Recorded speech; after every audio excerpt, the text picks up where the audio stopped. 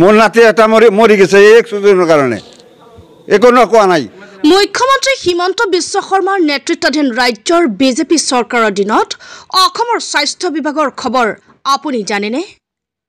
মুখ্যমন্ত্ৰী হিমন্ত বিশ্ব শৰ্মাই কোৱা ধৰণে অসমৰ স্বাস্থ্য বিভাগৰ উন্নয়ন কিমান হৈছে আপুনি জানেনে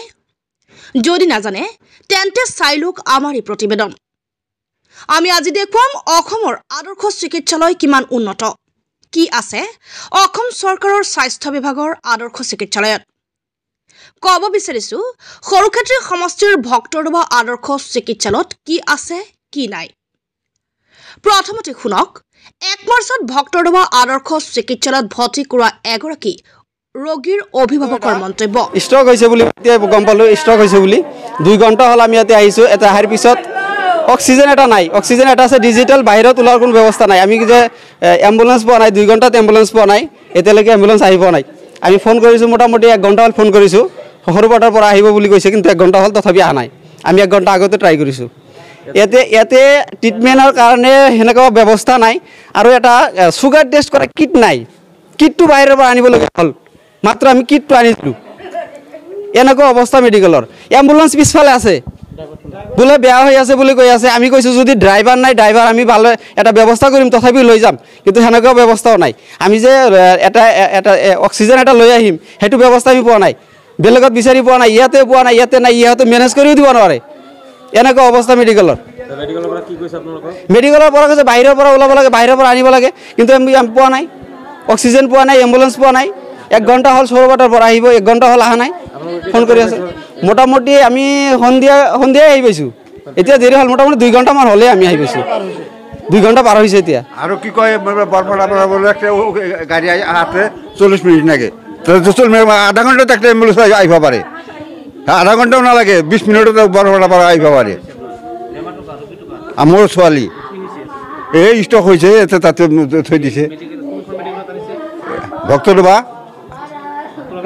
ভক্তরবার আদর্শ মেডিকেল ডক্টর কোথা আমি একটু না দেখু ইফাল ইফাল ঘুরি আছে একো নাই নাই কোত ডক্টর চাইছো ইফাল ইফাল ঘুরি ডক্টর আছে না নাই ডক্টর এটা আছে কি ডক্টর হেতু কব নৰু এটা আছে বাইদেউ এটা আছে বাইদেউ এজনী আছে কিন্তু এটো কেনেকুৱা ডক্টৰ গম নাপাও চাইছে অলপ চাইছে ষ্টক হৈছে বাঢ়ি আছে লাহে লাহে অক্সিজেন লেভেল ডাউন হৈ আছে 90 আছিল 90 পৰা 50 লগি আহিছে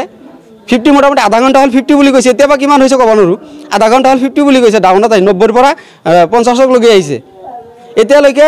বেডতে আছে বেডটো হেনেকুৱা নহয় বেডটো যে সুবিধা মতে এটা ৰোগীৰ সুবিধা মতে এডজাস্ট কৰিব পৰা সুবিধাও নাই বেড এনেকুৱা বেড এম্বুলেন্সটো যি চাই আপনি পিছপালে এম্বুলেন্সটো চাব পাৰে ড্ৰাইভাৰ আমি গম পাইছে বেয়া হ'ব বুলি কিন্তু আমি বেলেগত শুনা পাইছো ড্ৰাইভাৰ নাই বুলি নাই একো পোৱা নাই 10% পোৱা নাই আমি ইয়াতে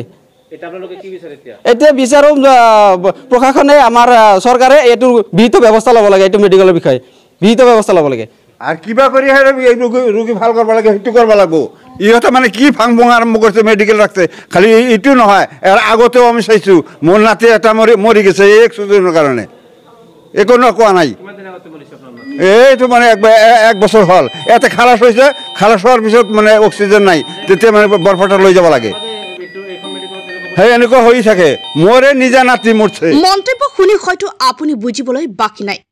অসমৰ আদৰ্শ চিকিৎসালয়ত কি আছে আৰু কি নাই এয়াই হৈছে মুখ্যমন্ত্ৰী হিমন্ত বিশ্ব শৰ্মাৰ নেতৃত্বাধীন ৰাজ্যৰ বিজেপি শাসিত চৰকাৰৰ দিনত স্বাস্থ্য বিভাগৰ উন্নয়নৰ ফপুলা স্বৰূপ news desk report B live Assam.